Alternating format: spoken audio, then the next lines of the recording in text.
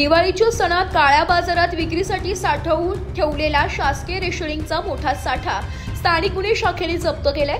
या कारवाईत तब्बल 25,07,000 रुपयांचा मुद्देमाल हस्तगत करण्यात आला असून आरोपी व्यापाऱ्यावर गुन्हा दाखल करण्यात आलाय।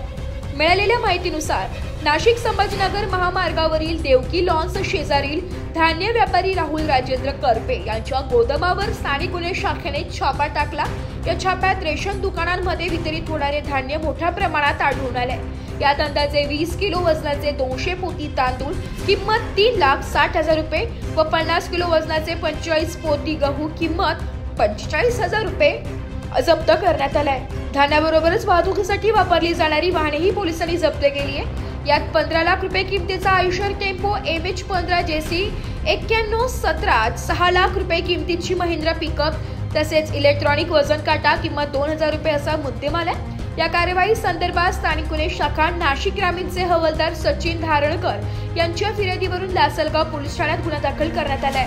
पुढील तपास सहाय्यक पोलीस निरीक्षक भास्करराव शिंदे यांच्या मार्गदर्शनाखाली पोलीस उपनिरीक्षक किरण साळुंखे व पोलीस हवालदार संदीप मुसळ करीत आहे। या प्रकरणामुळे दिवाळीच्या पार्श्वभूमीवर रेशनिंगचा मोठा साठा काळ्या बाजारात वळवला जात असल्याचे धक्कादायक वास्तव समोर आले असून परिसरात याची मोठी चर्चा रंगली आहे। ब्युरो रिपोर्ट, नाशिक लोकशाही न्यूज, नाशिक।